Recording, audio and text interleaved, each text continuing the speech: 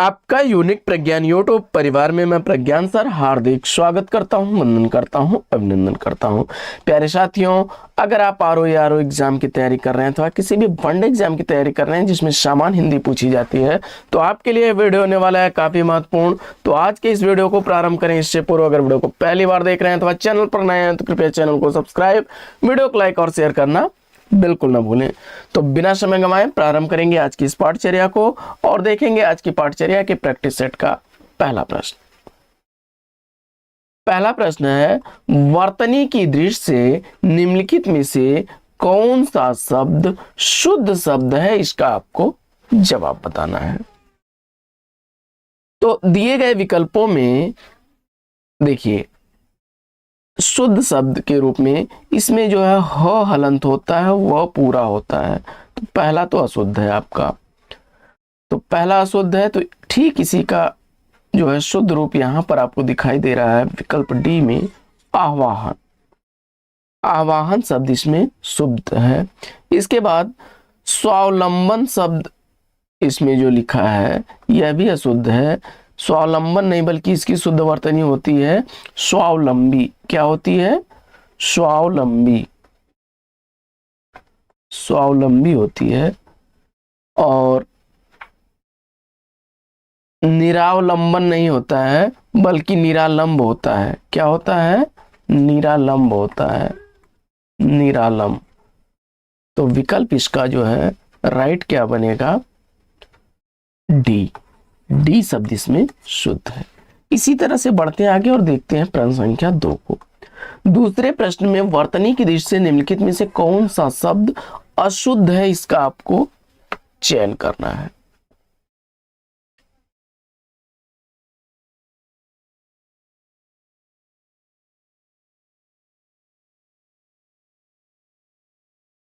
तो ध्यान दीजिएगा, इसमें कैलाश शब्द शुद्ध शब्द है, पुरस्कार भी शुद्ध शब्द है और तिरस्कार भी शुद्ध शब्द है।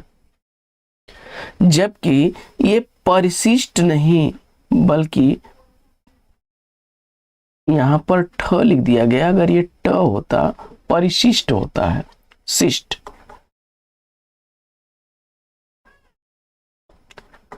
ये इसका शुद्ध रूप होता है। तो इसमें अशुद्ध है यह विकल्प डी। तीसरा प्रश्न, प्रश्न संख्या 3 है कि निम्न में से वर्तनी की दृष्टि से कौन सा शब्द शुद्ध है। दिए गए विकल्पों में शुद्ध वर्तनी वाला शब्द आपको चयनित करना है।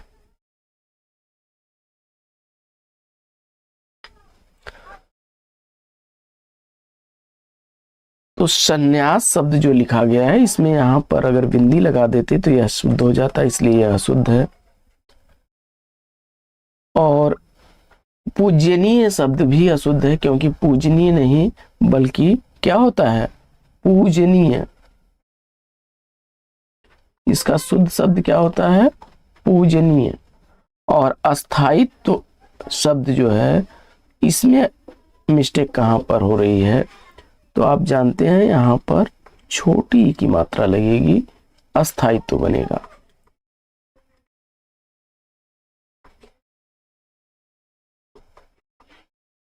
विकल्प इसका सी का शुद्ध रूप यह है।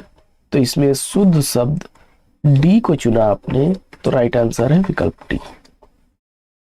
बढ़ते हैं आगे और देखते हैं चौथा प्रश्न।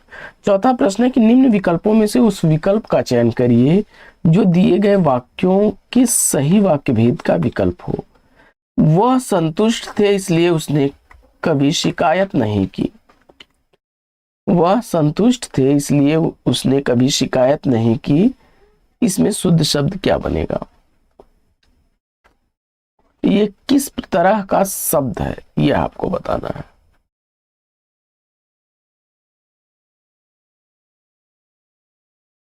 तो इसमें संयुक्त वाक्य है, यह विकल्प 20 का राइट आंसर है। प्रश्न संख्या 5 है, निम्नलिखित में से वर्तनी की दृष्टि से शुद्ध शब्द का चयन करना है। तो इसमें शुद्ध वर्तनी वाला शब्द कवियत्री विकल्प सी में आपको दिखाई दे रहा है। सी विकल्प इसका राइट आंसर है। छठवां प्रश्न है कि निम्नलिखित में से शुद्ध वाक्य कौन सा है।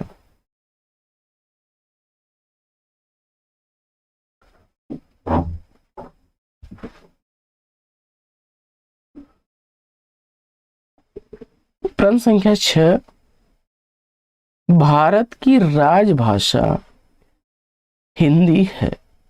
यह विकल्प जो है सही है, विकल्प डी। यहां पर देखिए अनेकों नहीं बल्कि अनेक बार बोला अगर लिखा होता तो यह शुद्ध हो जाता। और मैंने माँ को एक कार्ड लिखा नहीं बल्कि भेजा होगा। और शरीर पर कई अंग होते हैं, तो इसमें जो है शरीर पर नहीं बल्कि शरीर में कई अंग होते हैं, तो विकल्प डी इस प्रश्न का राइट आंसर है। बढ़ते हैं अगले प्रश्न की तरफ और प्रश्न संख्या 7 है कि शब्द अकस्मात शब्द के लिए इनमें से उपयुक्त पर्यायवाची वाला शब्द कौन सा है। अचानक शब्द चुन करके आपने इस प्रश्न का राइट आंसर दिया, विकल्प ए।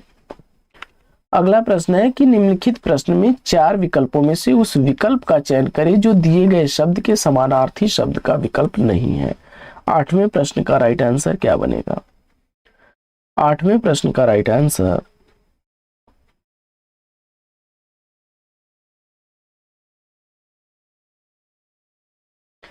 तो इसमें देखिए तुहीन, शबनम और तुषार ये सब ओश के पर्याय हैं। किसके पर्याय हैं? ओश के। जबकि इसमें फाका शब्द जो है यह उपवास का पर्यायवाची होता है, तो विकल्प 20 प्रश्न का राइट आंसर हो जाएगा। उपवास, व्रत, निराहार, अनशन ये सब पर्याय हैं एक दूसरे के। बढ़ते हैं आगे और देखते हैं अगला प्रश्न।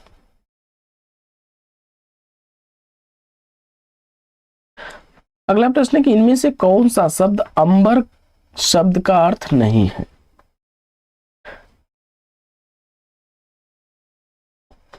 तो अंबर अनेकार्थी शब्द है, इसमें जो है वस्त्र आपका और आकाश तथा कपास अंबर शब्द के पर्याय हैं, लेकिन अध्याय शब्द जो है यह इसका पर्याय नहीं है। विकल्प डी इसका राइट आंसर है।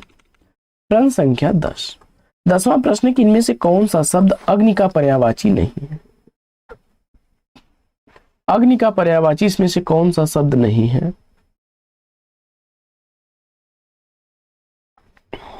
तो अमी शब्द जो है यह सुधा, अमृत ये सब अमृत के पर्याय है। यह अमी शब्द सुधा, अमी, पीयूष, सोम। बाकी वैश्वानर, अनल और रोहिताश्व ये शब्द अग्नि के पर्यायवाची हैं, तो सी विकल्प इस प्रश्न का राइट आंसर है। प्रश्न संख्या 11 है कि इनमें से कौन सा शब्द शत्रु का पर्यायवाची नहीं है।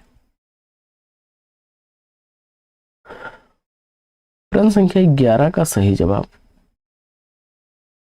11वें प्रश्न का राइट आंसर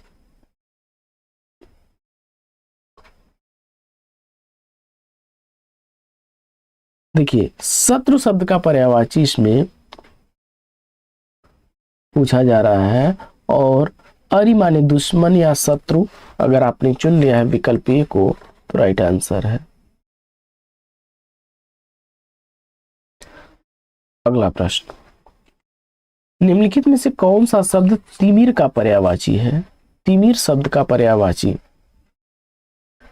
तो तिमिर की गली में तिमिर, अंधकार, विकल्प बी को चुना तो राइट आंसर। प्रश्न संख्या 13, निम्नलिखित में से कौन सा शब्द वायु का पर्यायवाची है। 13वें प्रश्न का राइट आंसर तो अनिल, शमीर, हवा ये सब पर्याय किसके हैं? वायु के। अनल अग्नि का होता है, अनल अगर शब्द है तो वह अग्नि का है, ठीक है, अग्नि का पर्याय है। तो यहां पर अनिल शब्द चुन करके राइट आंसर दिया है। हुतासन, पावक ये सब क्या है? आग के पर्याय है। और अलिंद शब्द भौरे का पर्यायवाची होता है। प्रश्न संख्या 14, इनमें से कौन सा शब्द आग का पर्यायवाची है? अभी ऊपर हम लोग चर्चा कर रहे थे, अनल शब्द को चुना आपने, तो बिल्कुल सही जवाब विकल्प बी। अनल, अग्निहुतासन, पावक, दहन, धूमकेतु, कृषाणु, ज्वाला, ये सब किसके हैं? आग के पर्याय हैं। पवन, वायु, समीर, ये सब अनिल के पर्याय हैं। ध्यान दीजिएगा, ये बार बार रिपीट होता है। आगे बढ़ते हैं। अगला प्रश्न है, इनमें से आकाश का पर्यायवाची कौन सा नहीं है? 15वें प्रश्न का राइट आंसर अगर आपने चुना है किस विकल्प को? अवनी शब्द विकल्प बी को तो राइट आंसर के साथ है। प्रश्न संख्या 16वां प्रश्न है, पीयूष शब्द का पर्यायवाची शब्द कौन सा है? पीयूष शब्द का पर्यायवाची शब्द पूछा जा रहा है और इस प्रश्न का राइट आंसर क्या होगा? पीयूष किसका पर्याय है? सुधा, अमीय, सोम, अमृत, विकल्प सी को चुना तो राइट आंसर है। प्रश्न संख्या 17 है कि राम बहुत बहादुर है, इस वाक्य में कौन सा विशेष है?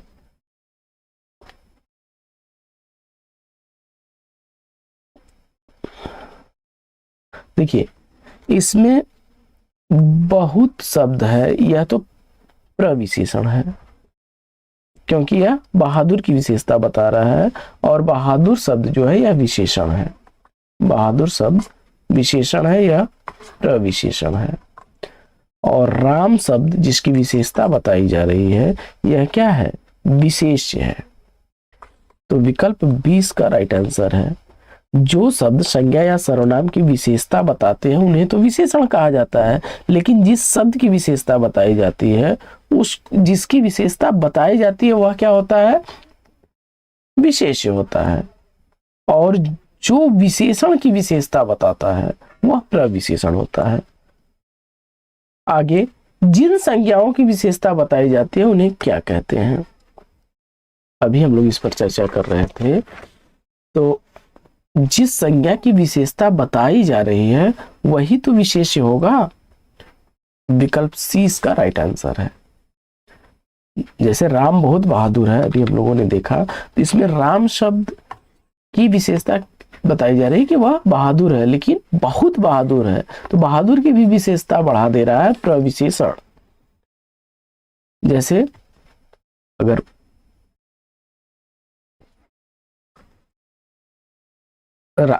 तो राम इसमें संज्ञा है ना। आगे, वह श्रेष्ठ उपासक है, वाक्य में प्रयुक्त विशेष कौन सा है? वह श्रेष्ठ उपासक है, वाक्य में प्रयुक्त विशेष पूछा जा रहा है और जवाब में उपासक शब्द को चुना आपने तो राइट आंसर है विकल्प ए।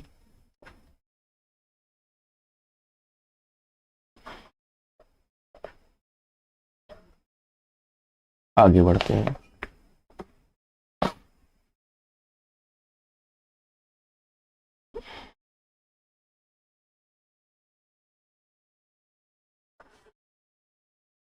अगला प्रश्न है, निम्नलिखित में से विशेषण शब्द चयनित करना है।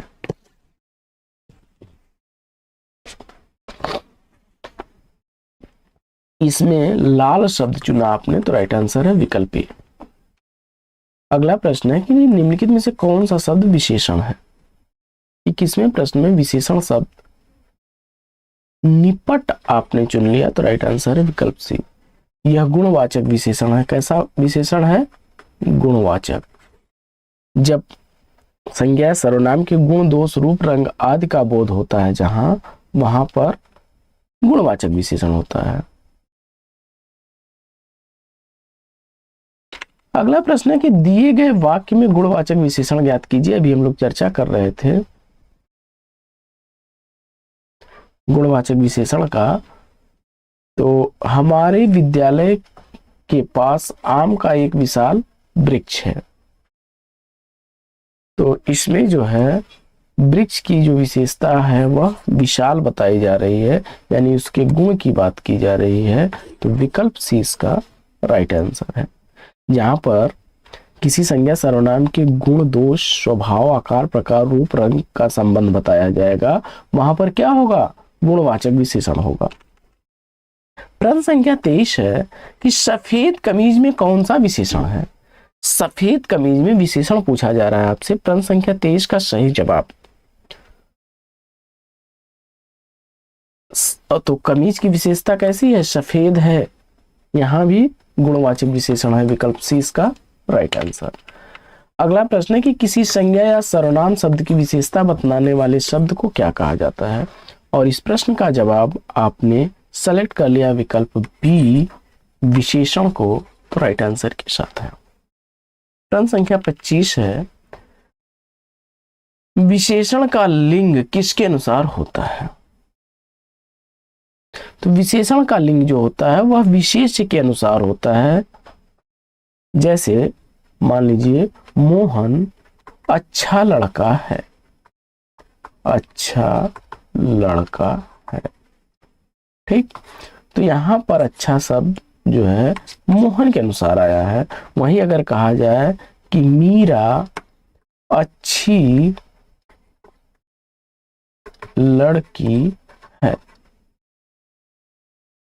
तो अब सीता हो, मीरा हो, स्त्रीलिंग अगर आ गया तो वहां पर अच्छी, और पुल्लिंग है तो वहां अच्छा, यानी कि यह विशेष के अनुसार लिंग परिवर्तन हो रहा है।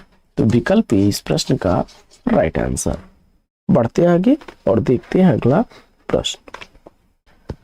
प्रश्न संख्या 26। 26वां प्रश्न है, विशेषण मूलतः कितने प्रकार के होते हैं? विशेषण मुख्यतः जो है ये 4 प्रकार के होते हैं। गुणवाचक, संख्यावाचक, परिमाणवाचक और सार्वनामिक विशेषण। विकल्प ए इस प्रश्न का राइट आंसर है। अगला प्रश्न है कि इनमें से अपील शब्द क्या है?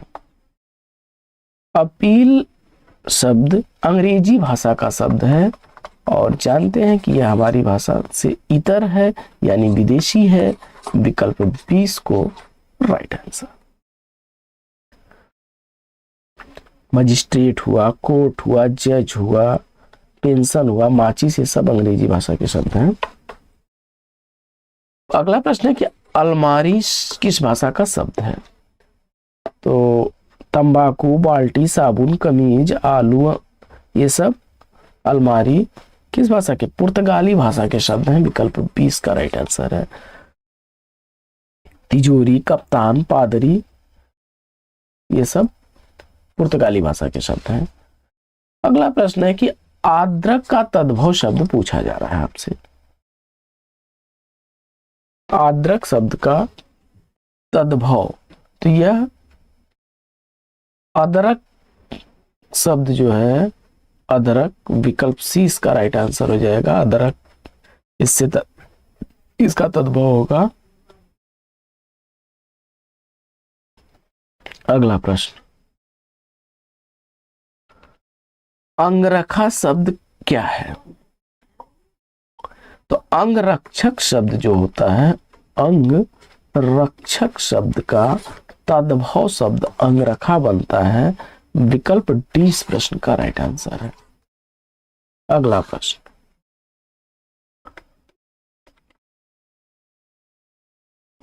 अगला प्रश्न है कि इनमें से कौन सा शब्द तद्भव नहीं है? प्रश्न संख्या 31 में तद्भव शब्द कौन सा नहीं है?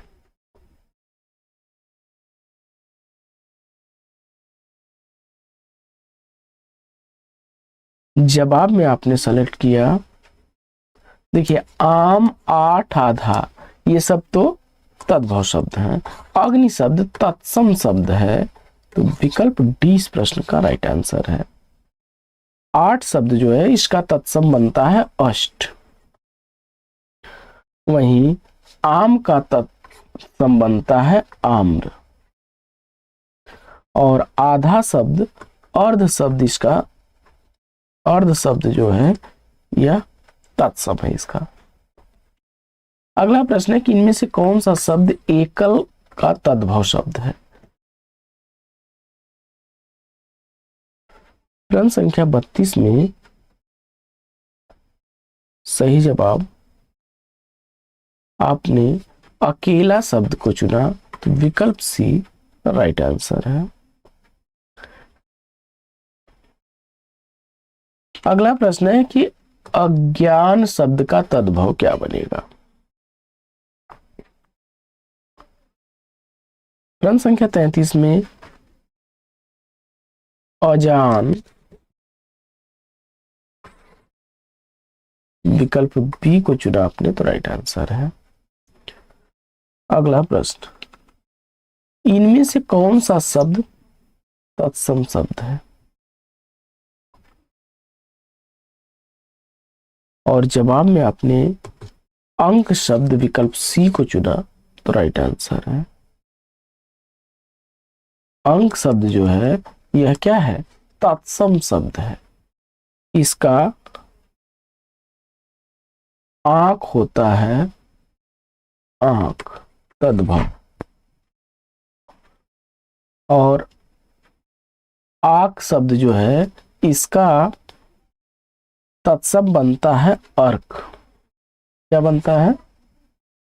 अर्क। वही आत का बनता है आत्र।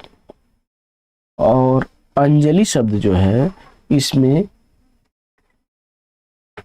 अंजलि यह तत्सम शब्द है, यह तद्भव शब्द है। अगला प्रश्न है कि अनाड़ी शब्द का तत्सम रूप पूछा जा रहा है। अनार्य, विकल्प ए को चुना, तो राइट आंसर है। अनाड़ी का तत्सम अनार्य होता है।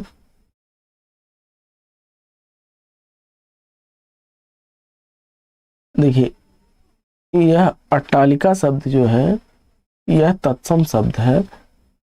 अटारी इसका होता है, अटारी नहीं, अटरिया पे चढ़ गए। तो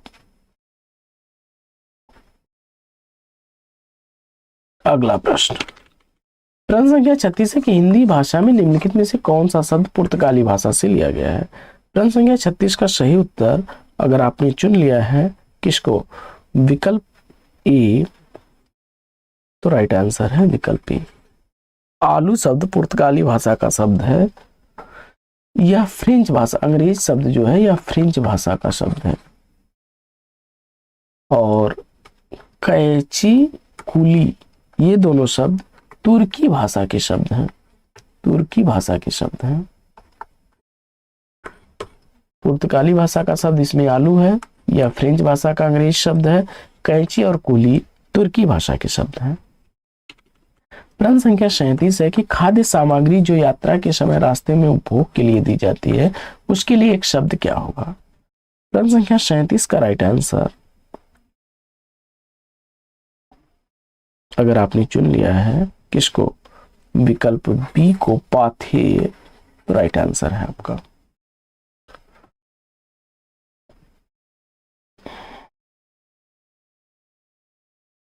प्रश्न संख्या 38 है कि बिना स्वार्थ के कार्य करने वाला के लिए एक शब्द क्या बनेगा? जो बिना स्वार्थ के कार्य करे उसके लिए एक शब्द आपको चयनित करना है। और इस प्रश्न का जवाब मुझे उम्मीद है कि आपने चयनित किया होगा किसको? निस्वार्थ। कई लोग कहते हैं निस्वार्थी, विकल्प ए। अगला प्रश्न है प्रश्न संख्या 39 कि जिसका जन्म कन्या के गर्भ में हुआ हो उसके लिए एक शब्द क्या बनेगा? तो कानीन, विकल्प डी को चुना आपने, राइट आंसर हो जाएगा। अगला प्रश्न है कि जिसके आने की तिथि न ज्ञात हो, जिसके आने की तिथि न हो उसके लिए सार्थक शब्द पूछा जा रहा है। और जवाब में आपने अतिथि शब्द का चयन किया, तो राइट आंसर है विकल्प डी। अगला प्रश्न, अंडे से जन्म लेने वाले के लिए वाक्यांश क्या बनेगा? अंडज अगर आपने चुना तो सी विकल्प इस प्रश्न का राइट आंसर। जल से उत्पन्न जो होता है उसे जलज कहते हैं। आगे प्रश्न संख्या 42, जिससे वचन द्वारा व्यक्त नहीं किया जा सकता उसके लिए एक शब्द क्या होगा?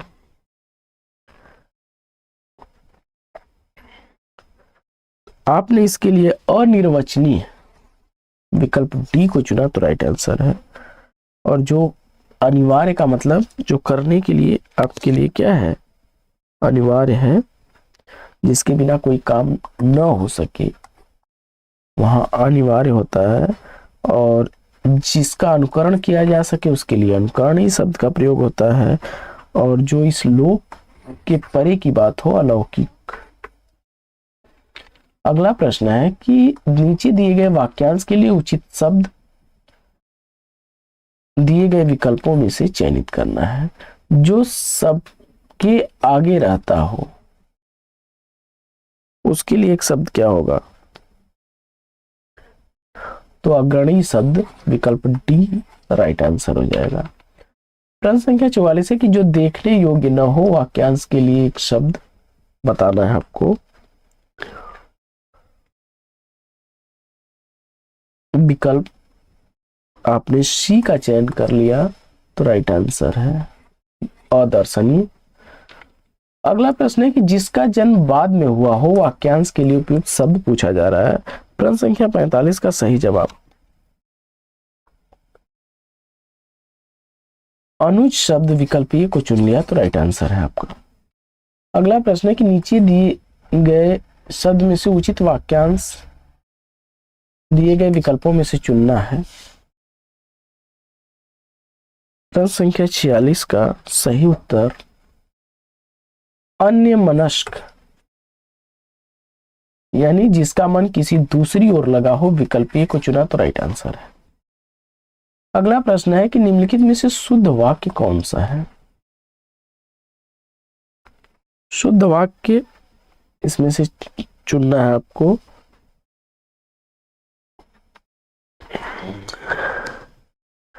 सी विकल्प इसमें देश में सर्वस्व शांति होनी चाहिए, राइट आंसर है। अगला प्रश्न है कि इनमें से शुद्ध वाक्य फिर पूछा जा रहा है। प्रश्न संख्या 48 का सही जवाब मैंने पुस्तक पढ़ी, विकल्प सी को चुना तो राइट आंसर है। राम के अनेकों नहीं बल्कि अनेक नाम होगा। मेरे को नहीं जाना है बल्कि मुझे जाना है, आपको लिखना चाहिए। ठीक,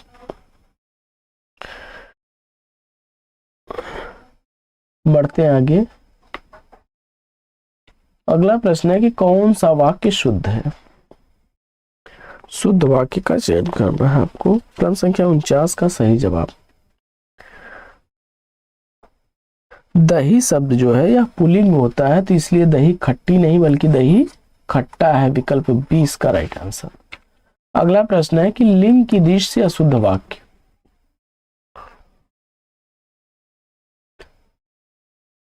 यहां पर देखिए अशुद्ध वाक्य की बात की जा रही है, तो राम आपका चरित्र अच्छा है न कि अच्छी है, तो विकल्प 20 का राइट आंसर हो जाएगा। आगे बढ़ते हैं और देखते हैं अगला प्रश्न। अगला प्रश्न है कि सभ्य व्यक्ति किसी का अपमान नहीं करते, उपयुक्त वाक्य में रेखांकित शब्द के विलोम शब्द का चयन कीजिए। प्रश्न संख्या 51 का सही जवाब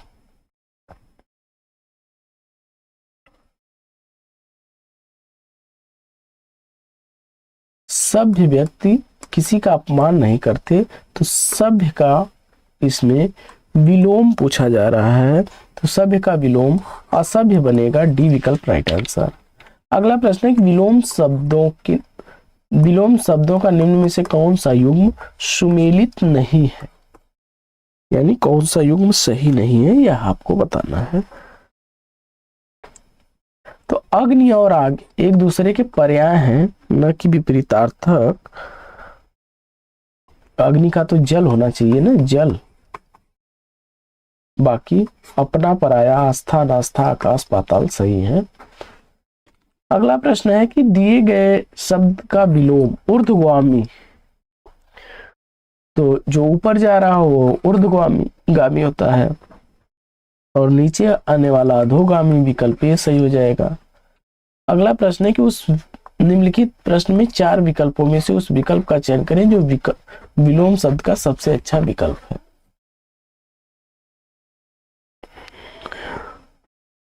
तो क्रुद्ध का शांत बनेगा, क्रुद्ध का शांत। अगला प्रश्न है कि इनमें से कौन सा शब्द श्याह का विलोम है।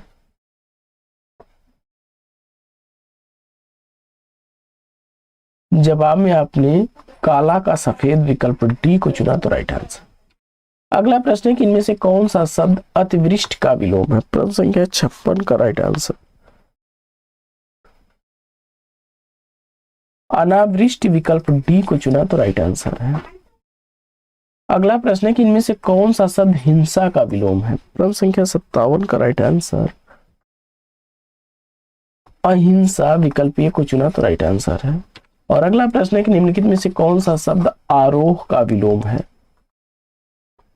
आरोह, अवरोह विकल्प 20 का राइट आंसर हो जाएगा। और इसी तरह से अल्प शब्द का विलोम पूछा जा रहा है, तो अल्प यानी थोड़े के अर्थ के लिए है, तो अल्प का अति बनेगा विकल्प डी राइट आंसर। और अगला प्रश्न है कि इनमें से कौन सा शब्द आसक्त का विलोम है।